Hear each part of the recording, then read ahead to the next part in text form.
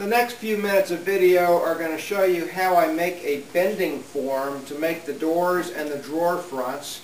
And I wanted to show you the finished product first so that as we go through the process you'll have some understanding of where we're heading.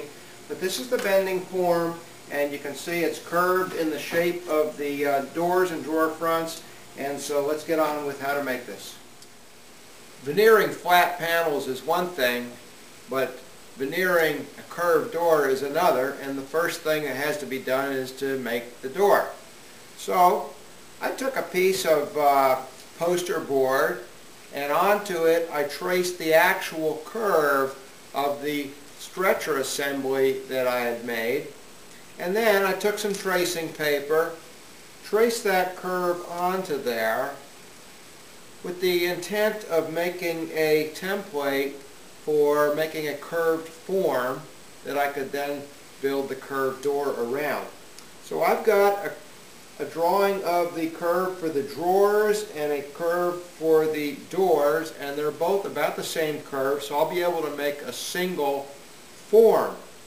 So the first thing to do is take this tracing paper and measure off from my curve the thickness of the plywood that will be on the form, and then draw that curve in. Now I realize that there'll probably be a little bit of spring back from the doors as they are glued, so I'm going to make the actual curve of the form a little bit tighter than what I measured from the stretchers. To do this, I've made a few marks on here, and I've taken a drawing bow, which is a piece of fiberglass with a strap on here that you can adjust, and it makes a nice even curve. And I'm lining up the drawing bow with the marks that I had made, offset from the actual curve that the door has to be by the thickness of the plywood that will be on the form. So I'm just going to go ahead and set that up. I've already adjusted the bow to the approximate curve, and it looks like maybe I lost a little bit of my tension, so I'm going to tighten up this bow just a bit and try to get a good match here. There we go, that's a good match. And then I'm just going to go ahead and trace this new curve onto my paper.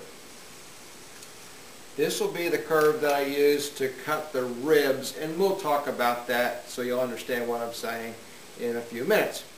Okay, so I've used my drawing bow to draw a little bit tighter curve than actually needed.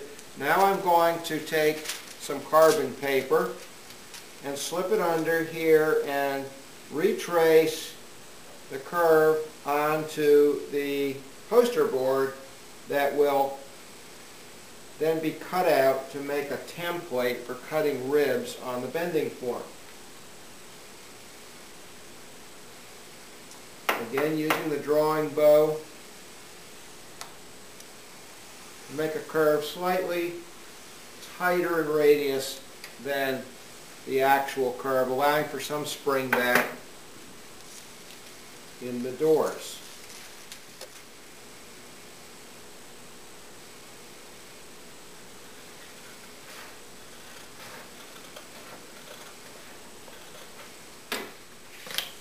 And there we are. This template can now be traced onto some material to make ribs for the bending form.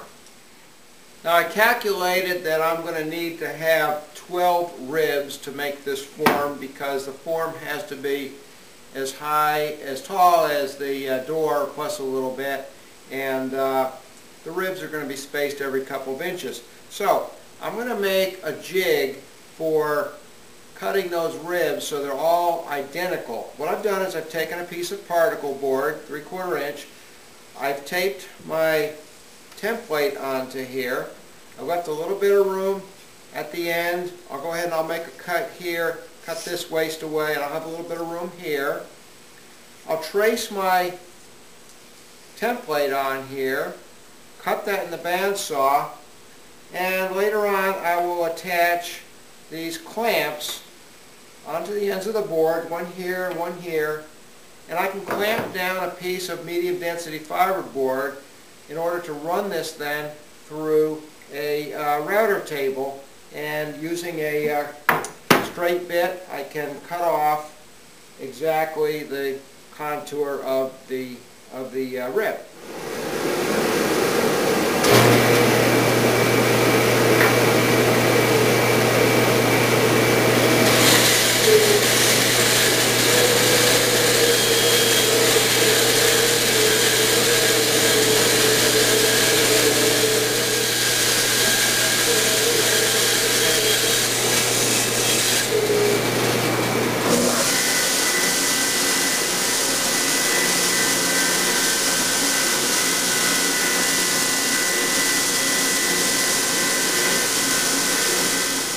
Cut out blanks for the ribs for the bending form, and I made a little jig here to help me make every rib have the exact same curve. I took a piece of particle board and traced my curve onto it, and then band sawed it, and then sanded it and got it to be exactly the curve that I wanted. And then I glued a little back fence to this and a couple of clamps, and the idea is I can take my little rib blank that I roughly band sawed to shape, set it between my marks here so I get it exactly where it should be on the jig, and go ahead and clamp this in place, and then I can just use this to run through the router table where I have a straight cutting bit with guide bearings. The guide bearings rest against the jig shape, and I'll end up cutting the exact same curve on each piece.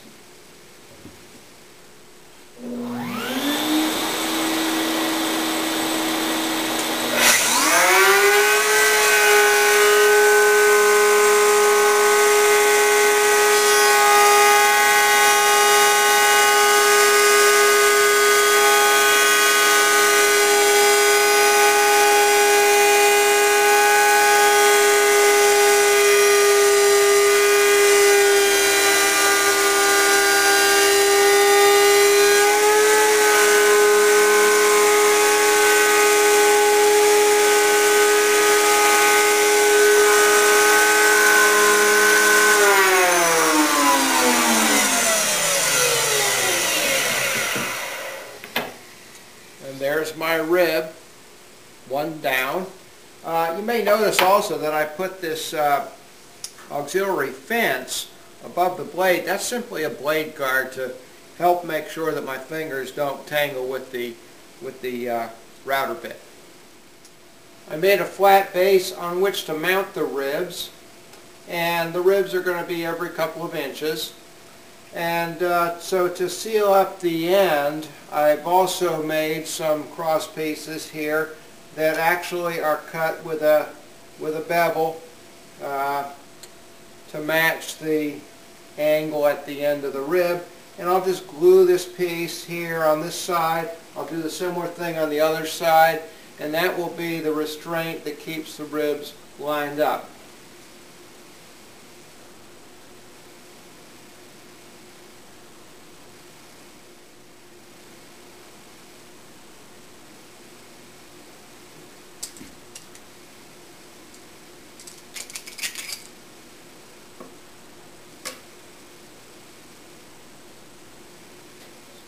I've made marks where all the ribs will sit.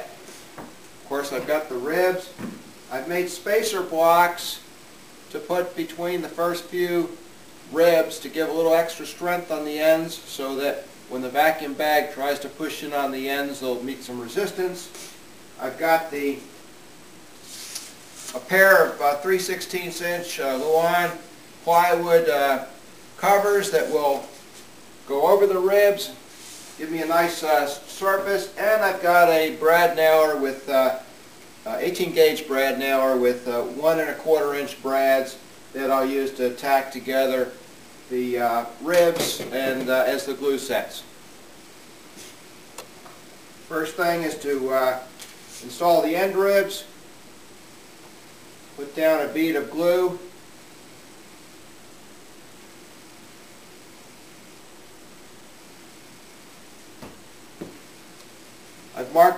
right and left on the ribs so that if there's any difference in the curvature at all, at least all the ribs will be oriented the same.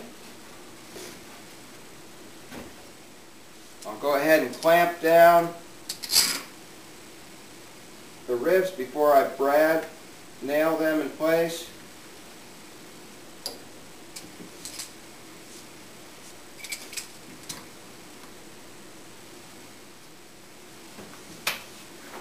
And then I'll go ahead and put a few brads in.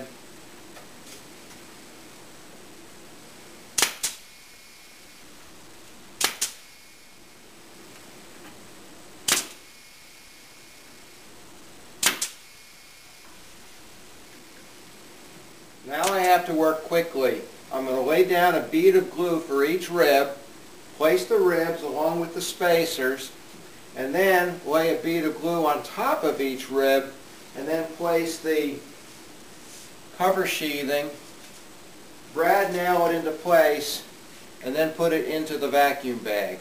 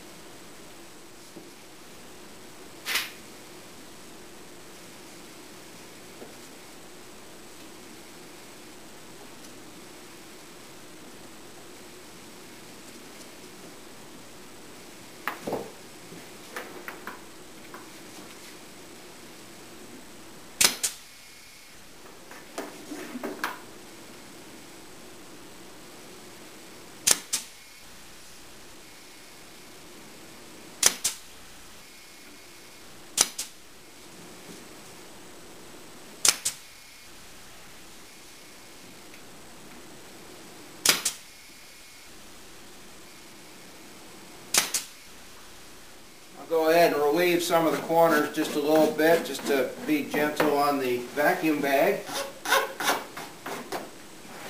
before I put this in, and then I'll let the vacuum bag do all the clamping, clamp all the parts together at once. I've taken the bending form, and before I use it, I've covered it with clear packing tape so that any glue squeeze out from the laminate won't stick to the form. I also cut a curve with the saw all the way down the center, just through the thickness of the base, so that air from the inside of the form can escape once this is in the vacuum bag. I also made a platen to go on top of the laminate, and it also is covered with packing tape, and it's just thin hardboard. It'll bend and fit over, make a nice even pressure on top of the laminate stack.